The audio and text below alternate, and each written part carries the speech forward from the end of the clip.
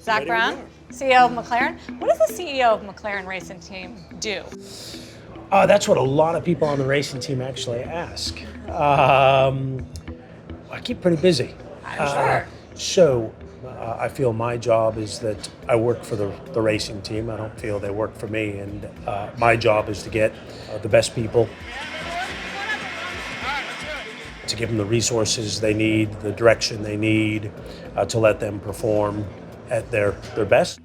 This is where we'll run the race from. That's where you sit. I'm up there. On the commercial side, working very closely with our marketing department. We do an awesome job bringing on new corporate partners and making sure our corporate partners are benefiting from their affiliation with McLaren. I enjoy that part of the business a lot, and it's part of the business I'm very familiar with, so I feel I can contribute. And then, of course, we have 5 different racing teams, so that keeps me pretty busy. So every day is an adventure, and then kind of encompasses those various areas of the business. I wanted to ask you about the sponsorships, because at McLaren you do have an impressive list, everyone from Google to Goldman Sachs to Dell.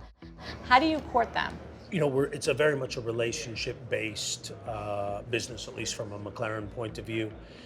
Some of it is our sales team doing good old-fashioned cold calls. You know, there's that element of it, and then there are a lot of introductions that are made through our existing partners. This is where our guests will watch from. We have a fantastic advisory team of about 15 business people around the world. So it's pretty much kind of a networking game, and it's casting a lot of bait in the ocean. You know, there's a lot more no's than yeses, but when you get to the yeses, it's pretty awesome. All of our partners are different. You know, you've got consumer brands, technology, B2B brands. OKX, Google, and BAT are our 3 biggest partners. What do you want besides the cash flow? Because I know that you have a lot of tech partners, and they do get in there with their technology. 100%. So our partners now really contribute to the success of the team beyond the economic contribution. If you're a technology partner, they're helping us operate the racing team. They're deploying their technology inside our racing team. If you're a consumer brand, you're helping us talk to our fans. You know, it all starts with the fan. And so our partners either help us go faster by participating kind of inside the race car or our infrastructure, or our partners help us go faster by helping us have more fans, which helps bring in more revenue, which we spend to make the race car go faster. So they all contribute to making us a better racing team. You guys have seemingly done a really good job on the fans, and especially on social media. What's your strategy? How's it different than others? Listening to our fans, talking to our fans. When I started, we changed back to our very iconic papaya. And I remember someone saying to me, well, you're only doing that because that's what the fans want. I was like, is that a trick question? You know, we're a consumer brand in many sense, right? With the people in the grandstand. We listen to them. So this year we celebrated the Triple Crown. We're the only team to have won Monaco, the Indy 500, and Le Mans. So we came up with special liveries at the Indy 500 and a special livery in Monaco. That was a nod to the fans, because that's what the fans told us they want. So I think we've got a great dialogue going with our fans, and we invest a lot of time, and it's an expectation we have of our partners is to help us engage with our fans. You're the one responsible for the bright orange? Everything at McLaren is a team effort. I constantly challenge the team. What do we need to do to kind of keep elevating and going to the next level? And so I'd say I have my hands in a lot of things, but I think we have 1,000 people at McLaren, so everything's pretty much a team effort. You mentioned you report to the board on their investment. How is the investment doing? How is Team McLaren doing financially? Great. How do you measure it? Franchise value growth, profitability, cash flow, just like any other business. So we're now profitable. We were losing 7, 8, 9 figures when I got started, and now we're a profitable sports team. We have a great audience. We, in Formula One's most recent largest survey, we were the fans' favorite team, the fans' least disliked teams, and I think a lot of credit to our drivers and our marketing team, which is a great place for a sports team to be. And we need to keep working hard.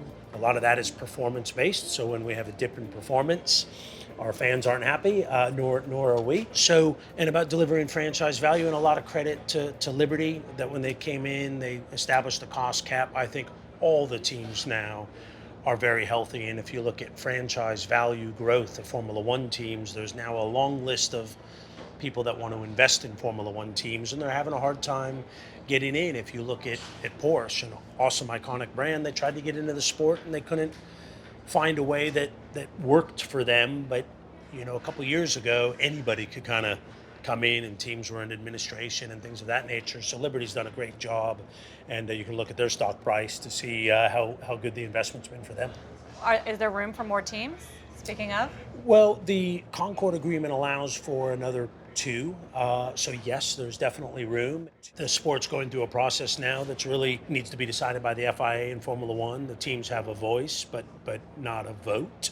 But that doesn't mean that we don't all pretend we have a vote. So it's been a topic that everyone's had an opinion on. We've been supportive of new teams coming in. If they fit the criteria, we feel they can contribute to the sport and be competitive, then more competition, the better. So we'll see what the outcome is here, I think, in a couple months, if and who enter the sport. So how do you manage the team differently with the cost cap? You mentioned it's key for profitability, but I would imagine also challenging for a team that wants to invest in its cars to make it more competitive. Yeah, for sure. We were over the cost cap before the cost cap came in, so we, like other teams, had to trim us less than some of the other teams out there.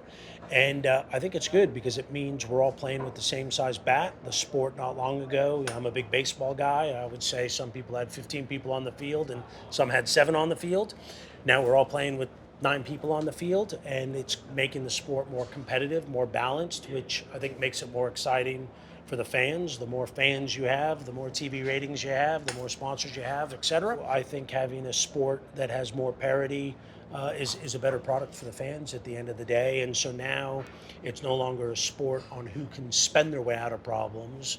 It's who can be the most efficient with the resources that we have, and who's spending their money most wisely. And when you do have a challenge, how do you get out of that? Because you can no longer solve it just by writing a check. So how do you spend it most wisely? Well, and how do you boost the performance? That's the name of the game. It's very difficult because you do have to make trade-offs and decisions. And so, before, if we wanted to develop a new front wing, you could develop 10 and pick the best one. And you didn't mind that you kind of wasted money on 9 front wings. Now, you don't want to develop 10 to land on one, because that 9 wings that you've wasted money on, that's money that you should be spending somewhere else. So what it's pointing to is a greater use of technology and our technology partners to make sure that our technology, our research, our correlation, our CFD, our simulation is that much better, because we need to have more confidence than ever that when we go ahead and spend money on a development, that we know it's going to work. So also the teams, the point system, the prize money, all of that comes into play here as well. Why is that so important for the success of the business? Well, yeah, to your point, our revenue is corporate sponsorship, and then effectively constructors' money on how we finished last year. You get paid the following year. We get the teams get a big percentage of what Formula One brings in, and then that's distributed of kind of 3 different columns. And so it's very important from a points to finish as high up as possible, because there's quite a difference between each position. So how we finish this year will determine how much money we get next year. And because we all want to run at the cap, all the teams will have various, budget assumptions on where they think they're going to finish in the championship. And if you fall off, then you're going to have to make up for that somewhere else. So it's not easy, but I don't think sports should be easy. Where is the bulk of your investment going now? R&D is the biggest single investment. People, they're big teams, but it's an R&D game. If you took the car that starts the year and it was on pole and you didn't touch it, by the end of the year it would be last. So the pace of development in Formula One, we are literally, if you're standing still, you're going backwards, because everyone's going forward. So we're in the prototype business. We have new stuff on our car this weekend. We'll have new stuff on our car next weekend. It's a prototype race. You're never sitting still. And depending on what your challenges are with the car is where you're choosing where to invest your money. Do you support the growth of the sport in America, globally? I mean, it feels like it's on this upward trajectory, but of course you have to preserve the integrity. So do you worry about overexpansion? Well, I think we're at the max number of races now, 24. There's a lot of demand for a lot more races, so I think where the sport will end up heading is alternating some venues. So we're 24 races now. We could do 30. There's demand for 30, but that's just too much. So I'd like to see us get to a situation where we have, pick a number, 18 permanent races and 10 races. Like every other year it alternates, because you get into the World Cup, you get into the Olympics.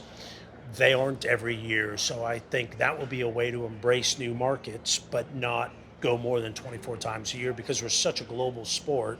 We just logistically really can't do more than 24. I'm asked often, with this great growth in America, when do I think it'll slow? I think we're just getting started. So my answer when people say is, when do you think things are going to tail off? I actually think things are just getting started. But there are indications that there's the potential for growth, and it's being held back. For instance, U.S. ratings have been down, and I do wonder, having Max winning every race, for instance, if that's really good for the sport. No, I think people want to show up to a race weekend this weekend and kind of wonder who's going to win. At the moment, unless there's an issue, pretty good odds are, Max or maybe Sergio are going to win. I think the racing behind them has been outstanding. You always get in any sport, when someone's kind of winning on a regular basis, things get a tail off a bit. I'm not too worried about that. I also don't think their dominance will continue that long, because of the rules and things tightening up. But who knows? We're all working hard to catch them. Is it a sustainable sport? Zach, you've been pretty outspoken about room for improvement. Well, there's definitely room for improvement. But yeah, it is. Our power units, which we now call them, are the most thermal efficient engines in the world. We've got battery technology, we have hybrid technology, and I think everyone focuses on the engine. Fossil fuels. Well, we're going to sustainable and biofuels in the next round of Formula One regulations, but then also safety and innovation. There's so much safety and innovation that comes out of Formula One. So I think there's always room for improvement. I think it's high on the sports radar, and it's something that McLaren takes very seriously. We were the first Formula One team to produce a sustainability report. And it's one thing to produce a report, but it was more important the content, which is where we are, where we've been, and most importantly, where we're going. And Formula One's the leader around technology and innovation, and sustainability sits well within that.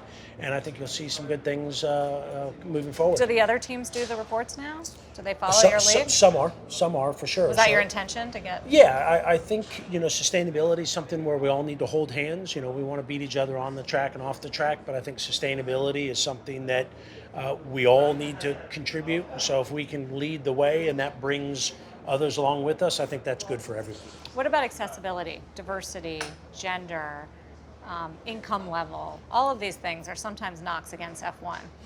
Yeah, and I think that's also changing, and I think those are kind of fair comments about the past. Our workforce is about 20% underrepresented. We want to double that by the end of the decade. We're on a nice growth trajectory. We just announced a program called 60 Scholars, which is around STEM and young women, to introduce them to motorsports and McLaren and provide opportunities. So I think it's something where we need to kind of familiarize and introduce young people to our sport, because there's a tremendous amount of opportunity inside the sport. But again, definitely a room for improvement.